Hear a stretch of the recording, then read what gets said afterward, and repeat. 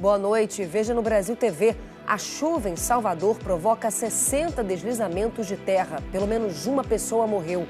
A polícia de Brasília prende 22 pessoas numa operação contra uma quadrilha que furtava carros de locadoras de automóveis.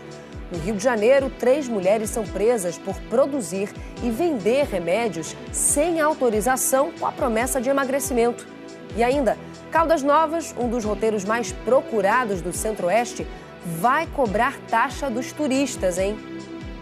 Quarta-feira, dia 27 de novembro, agora no Brasil TV.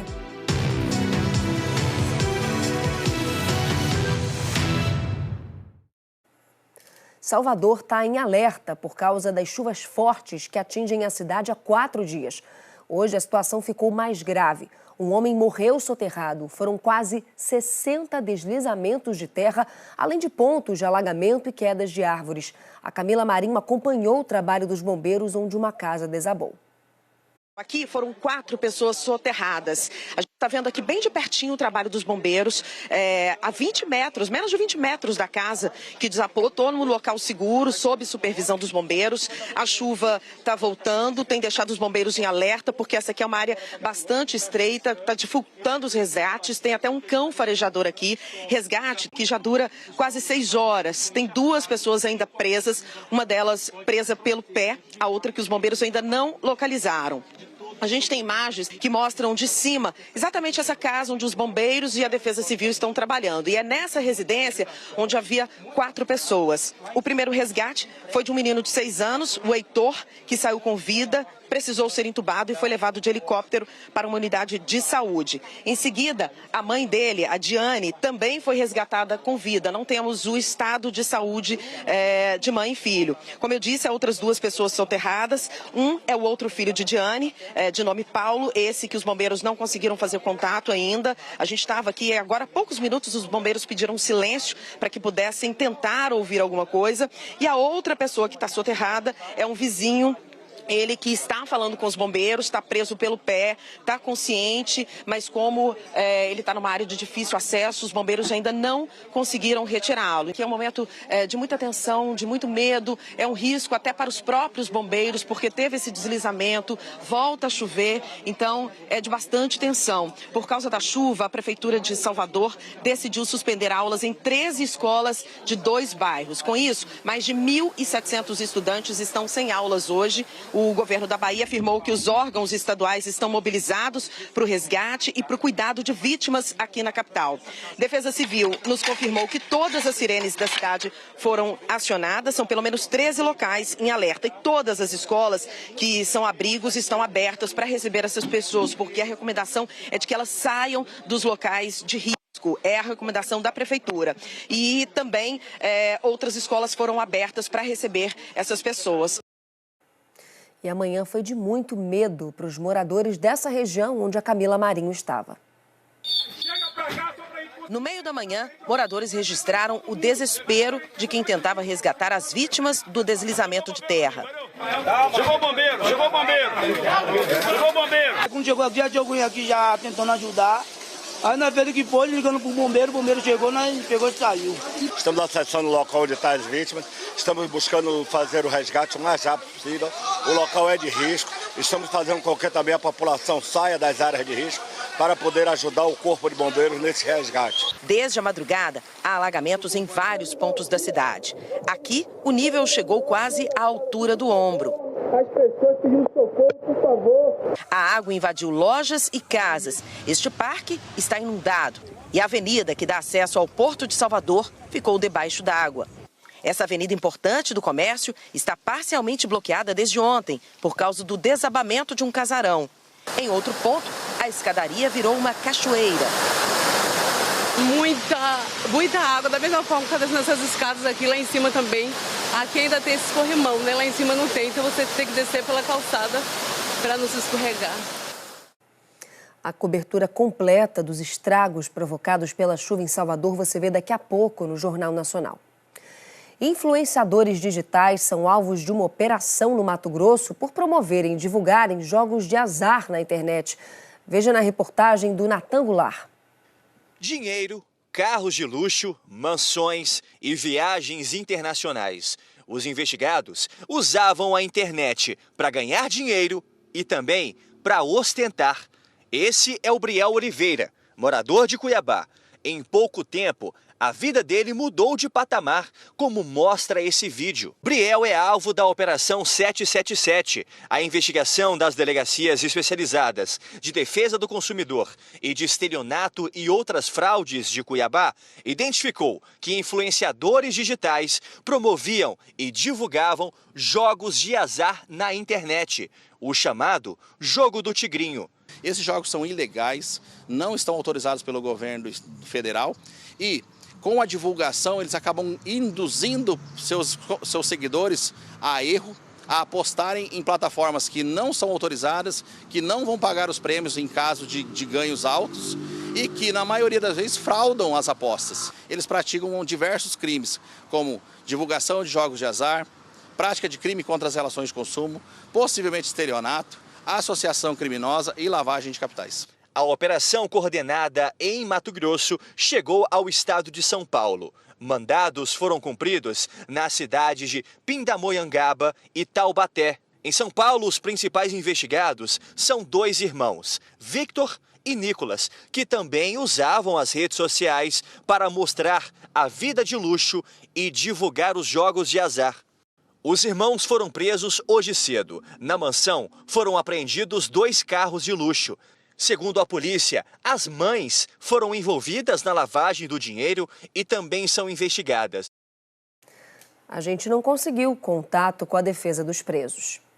Em Brasília, a polícia desarticulou uma quadrilha especializada em furtar, adulterar e vender carros de locadoras. Até o fim da manhã, 24 pessoas foram presas. 9 delas são do Distrito Federal e as outras são de outros estados, como São Paulo, Amazonas e Santa Catarina. 9 pessoas foram presas no DF, 5 homens e 4 mulheres, sendo 5 de uma mesma família que mora em Sobradinho. Outras 15 pessoas também foram presas em São Paulo, Mato Grosso e no Rio Grande do Sul. Com os criminosos, a polícia apreendeu 2 armas, um jet ski e 2 carros de luxo. Segundo a polícia, a família de Sobradinho comandava a organização criminosa. Os investigadores descobriram que motoristas eram aliciados para alugar carros em 5 estados: Mato Grosso, Rio Grande do Sul, Santa Catarina, São Paulo e Amazonas. Depois, os veículos eram trazidos para o DF. No caminho, eles usavam bloqueadores de sinal de GPS ou retiravam um rastreador para que as locadoras não desconfiassem da mudança de rota. O desmanche dos veículos era feito em Sobradinho. Parte do material ia para a fronteira do país, no Paraguai e na Bolívia, e era usada como moeda de troca para a compra de armas e drogas. Ainda segundo a polícia, os carros furtados e as peças eram anunciados na internet. A investigação apontou ainda que a família do DF, que comandava a organização criminosa, movimentou em menos de 6 meses 5 milhões de reais. 37 contas bancárias foram bloqueadas. E, segundo a polícia, o enriquecimento da família foi ilícito. E eles ostentavam essa vida de luxo nas redes sociais. Segundo a polícia, carros de luxo, jet skis, casas e até uma chácara foram comprados com dinheiro da venda de peças de carros furtados das locadoras. Tudo era publicado nas redes sociais e, com isso, os perfis dos suspeitos passaram a ser monitorados pelos investigadores. Segundo o delegado que comandou as investigações, os presos no DF lavavam dinheiro usando documentos falsos e empresas fantasmas. O principal veículo dos golpes é as plataformas de comercialização. Geralmente, as principais vítimas elas acessaram essas plataformas para comprar carros ou para alugar e ali foram lesadas. Nós identificamos só nesse polo aí 300 veículos e peças negociadas dessa forma fraudulenta, associado a esse grupo criminoso. Então, as pessoas têm que ficar atentas da maneira, na forma como elas adquirem veículos nesses canais de compra e venda. Uma vez que foram identificados nós conseguimos indiciar 24 pessoas na prática desse tipo de crime. A Polícia Civil do Rio fez uma operação contra uma quadrilha suspeita de vender remédios falsos. A promessa era de emagrecimento rápido, mas as clientes passaram mal. 3 mulheres foram presas em flagrante por crimes contra a saúde pública e tráfico de drogas. Gente, vamos aproveitar essa promoção aí. São apenas 10 kits que eu coloquei agora na promoção por R$110. Quando acabar esses 10 kits, vai entrar o valor normal de 150, tá bom? Marcele usava as redes sociais, onde acumula mais de 100 mil seguidores, para oferecer o Seca Máximo. A promessa era que o produto eliminava até 1 quilo por dia. Só que, segundo a polícia, tudo não passava de um golpe. E o produto não tinha eficácia comprovada, nem autorização da Anvisa. Nós começamos a investigação justamente por uma vítima que nos procurou tendo comprado esse medicamento, que teve diversos efeitos colaterais, tontura, fraqueza, desmaio. Apreendemos, o laudo nos demonstrou que era um produto controlado, que era proibida a venda. Marcele Neves de Lima, de 32 anos, e a mãe dela, a cabeleireira Elda Maria das Neves, de 57, foram presas em flagrante em casa hoje cedo, no bairro de Ramos, na zona norte do Rio. No endereço das duas, os policiais encontraram dezenas de embalagens de medicamentos que, segundo os investigadores, eram usados para a fabricação do Seca Máximo. Entre eles, Ducodil e Plesonax, usados para o tratamento contra a prisão de ventre, hidroclorotiazida, recomendado para o tratamento de pressão alta, e até sibutramina, que é de tarja preta, usado como inibidor de apetite. A suspeita é que o local estava sendo usado como um laboratório clandestino. A polícia também apreendeu uma réplica de fuzil, balança de precisão, este caderno com anotações sobre vendas dos produtos e R$550. A operação cumpriu 12 mandados de busca e apreensão contra 6 suspeitos de envolvimento na quadrilha, em diferentes endereços da zona norte do Rio, de Duque de Caxias, na Baixada Fluminense, e também na região dos Lagos. Diana Ramos Soares, de 35 anos, foi presa em flagrante no bairro de Jaconé, em Saquarema. Ela é apontada pela polícia como sócia de Marcele. As presas vão responder por tráfico de drogas, associação criminosa, estelionato, crime contra a saúde pública e crime contra o consumidor. Nessas mensagens de texto, algumas mulheres relatam os efeitos colaterais que tiveram depois de tomarem um medicamento falso. Você emagreceu? Nada. Tomei um mês me arrastando, passando muito mal. Minha pressão foi de 80 a 50 e ela não quis devolver o dinheiro do remédio, disse uma. Passei mal e parei no hospital, escreveu a outra. Passei muito mal no trabalho às 11 da manhã. Senti mal, tive suador e vomitei, afirmou uma terceira. Nós queremos saber como ela conseguiu obter isso sem receita, quais eram as farmácias, profissionais, enfim. Havia também a venda de outros tipos de medicamentos, além de outras atividades que ela anunciava que também estão sendo investigadas. O Conselho Regional de Farmácia do Rio alerta que não existe fórmula mágica para emagrecimento e que a busca por métodos rápidos pode colocar a saúde em risco. O Conselho diz ainda que nunca se deve tomar medicamentos sem prescrição e sem a orientação de um profissional habilitado. O secretário de Saúde de Goiânia e mais 2 funcionários foram presos hoje. A investigação do Ministério Público de Goiás revela um esquema de vantagens em contratos e o atraso no repasse de dinheiro público para entidades que prestam serviços à prefeitura. Olha só, hoje cedo, logo pela manhã, os agentes fizeram buscas e também apreensões na sede da Secretaria de Saúde de Goiânia e também em endereços ligados aos 3 presos na operação de hoje. Num desses locais, desses endereços, a polícia encontrou R$20 mil em dinheiro vivo. Segundo os promotores, eles explicam que os suspeitos atrasavam o repasse de dinheiro público para uma fundação que administra 3 maternidades da Prefeitura de Goiânia. A investigação ainda afirma que eles tinham uma lista de prioridades e que favoreciam quem eles queriam e que faziam esses pagamentos regulares fora das vias formais, ou seja, sem nenhuma transparência. O Ministério Público aponta o secretário de Saúde de Goiânia, Wilson Polara, como chefe desse esquema.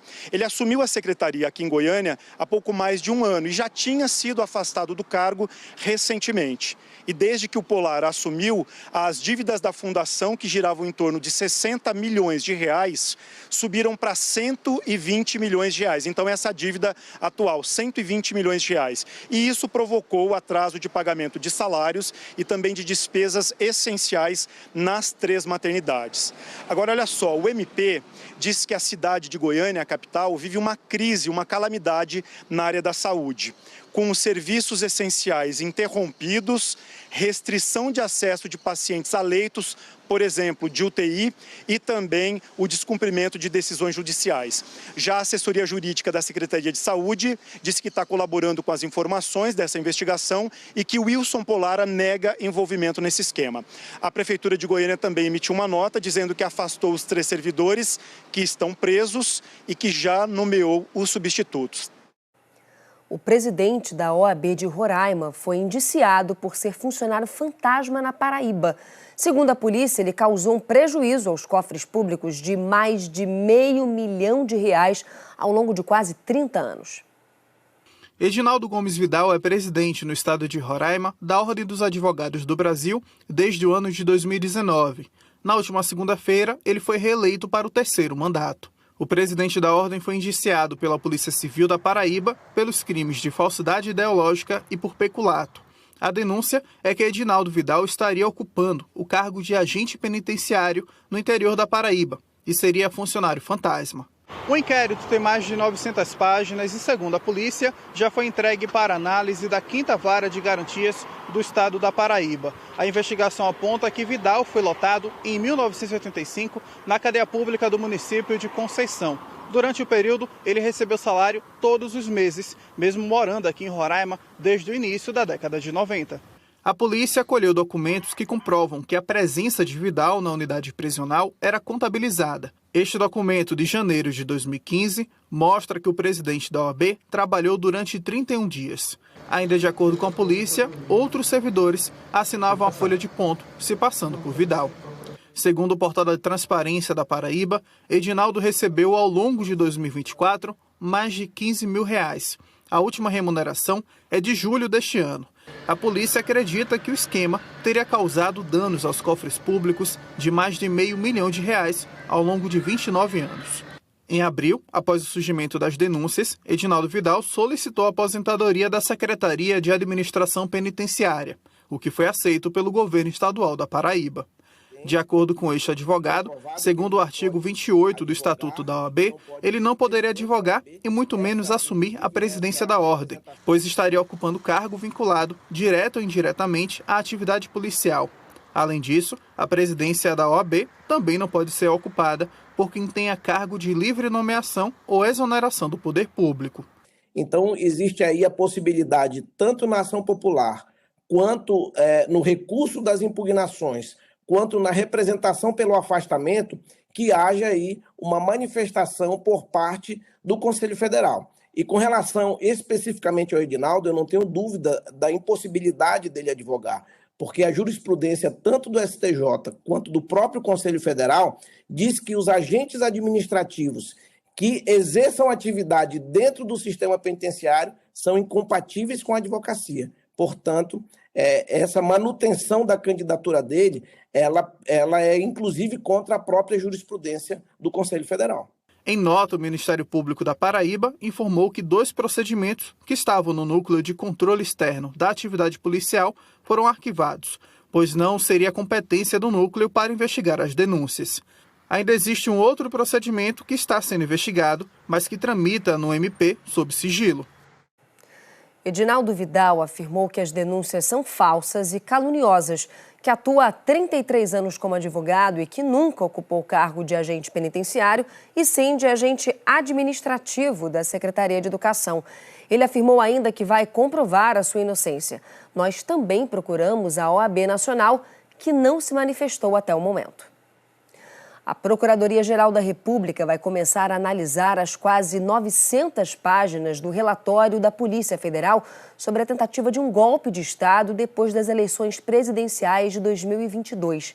A equipe da Procuradoria, que vai analisar as provas, foi criada no ano passado para apurar os atos golpistas de 8 de janeiro.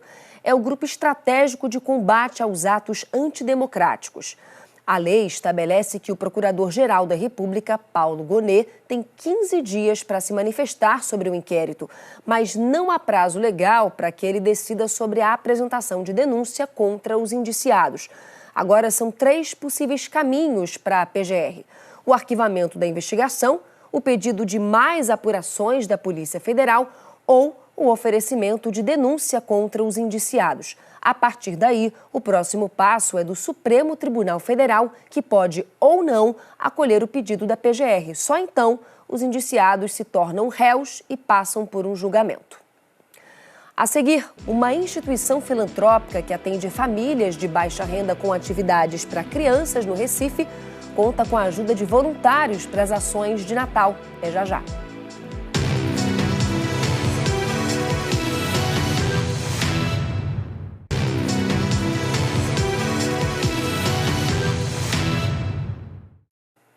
Brasil TV de volta com a história de um macaco prego que causou estragos em várias casas e quase decepou o dedo de uma pessoa no centro da cidade. Isso foi em Balsas, no Maranhão.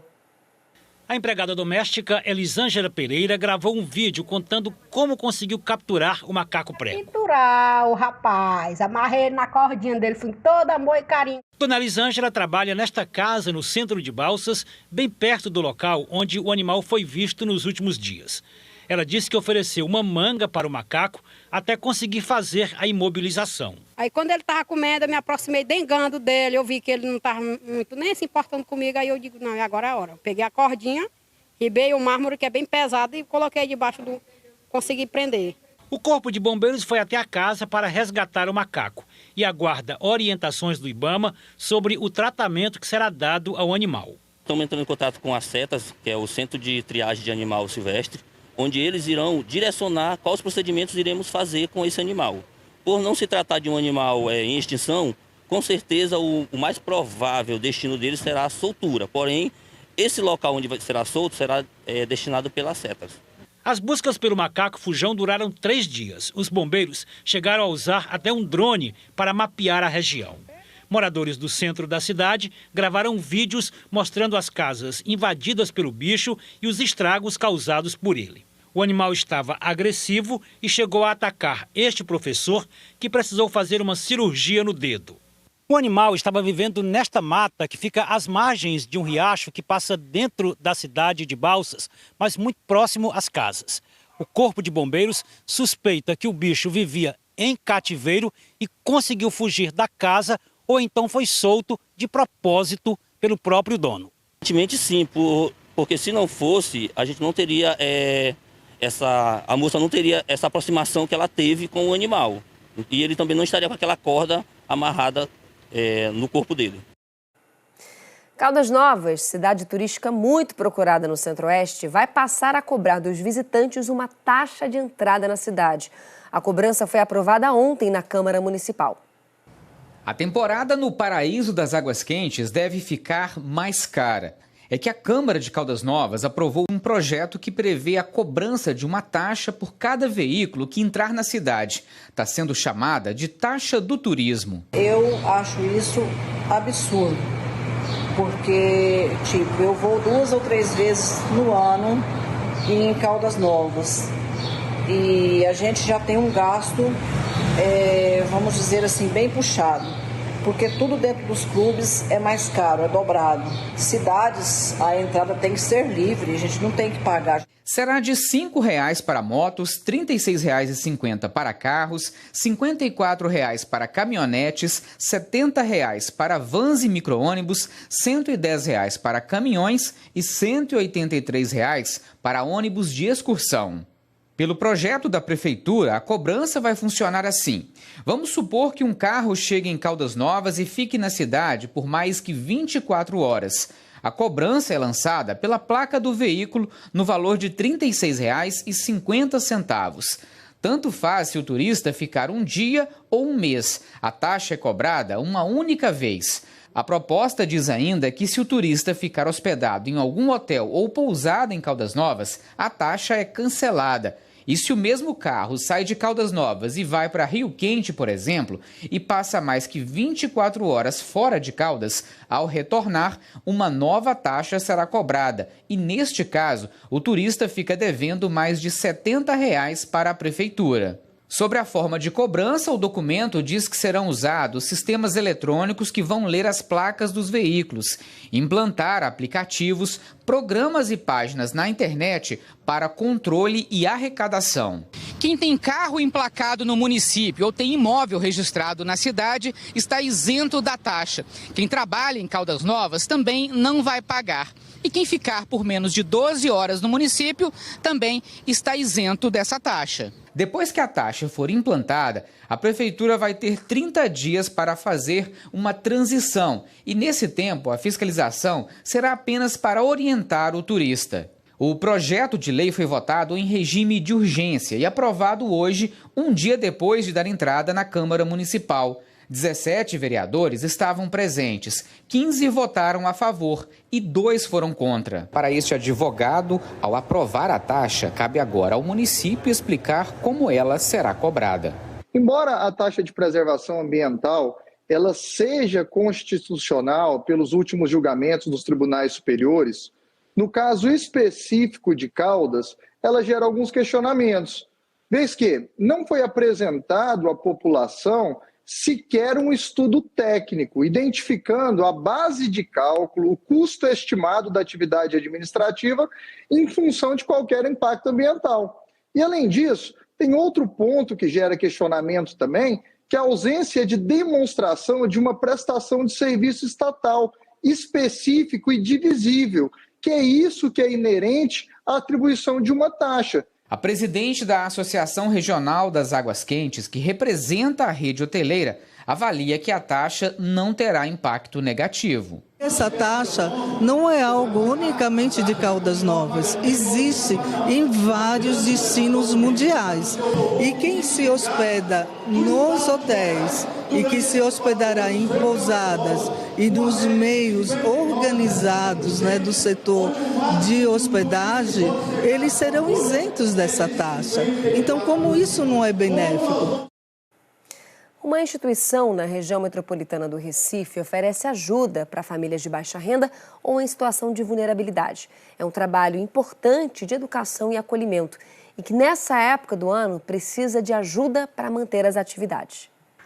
Arthur, de 6 anos, é uma das 96 crianças atendidas no Lar de Clara, em Piedade, Jaboatão dos Guararapes. A mãe do menino é só gratidão por tudo que o filho vem recebendo aqui, desde que era bem pequeno e já frequentava a instituição. Chegava de manhã cedo e ficava até o fim da tarde. É assim até hoje. O Lar, para mim, é a segunda família de Arthur, Que ela já está aqui desde 2 anos. E tenho como uma segunda família mesmo. São especiais. Gosto muito. Elas atendem com muito carinho, com atenção, amorosas. Tem uma paciência enorme comigo, porque eu fico no pé, sempre perguntando. E Arthur adora também. Ele já está aqui, convive, há 4 anos, então, para mim, é a segunda família dele. O Lar de Clara é uma creche-escola que oferece gratuitamente educação em horário integral a crianças e adolescentes de famílias pobres e em situação de vulnerabilidade. São 2 unidades em Jaboatão. Esta em Piedade e outra em Pontezinha. Faz 20 anos que o lar foi fundado. Quando chega esta época do ano, precisam de ajuda para pagamento de várias despesas extras da instituição. São mais de 400 crianças que nós assistimos, crianças e adolescentes, e a gente quer oferecer um Natal alegre, um Natal de felicidade. E essa felicidade vem em forma de cestas básicas, dos presentes e também do pagamento aos funcionários e educadores sociais que nós temos, que são vários. E nesse momento a gente está precisando da ajuda da sociedade de uma forma geral. As doações vão contribuir para que os serviços continuem sendo oferecidos às famílias. Quando era criança, Scarlett foi aluna da instituição. Hoje, ela retribui todo o apoio, amor e acolhimento que recebeu. Trabalha na creche como auxiliar de desenvolvimento infantil. Comecei aqui com 4 anos de idade. Então, aqui eu aprendi a ler com 5 anos. Aqui eu aprendi a escrever meu nome completo. Então, tudo que é a minha base, tudo começou aqui. Então hoje eu só posso dizer que quem eu sou é graças ao Lar de Clara. É muito gratificante saber que eu posso passar um pouco do que o Lar de Clara me ensinou, do que eu aprendi aqui no Lar de Clara, passar para as crianças de hoje em dia, passar o que eu aprendi, o amor que eu recebi, o carinho que eu recebi, também a atenção, é muito gratificante. O Brasil TV fica por aqui. Outras notícias você vê no Jornal Nacional às 8h37 da noite, hora de Brasília. Uma ótima noite para você. Até amanhã. Tchau, tchau.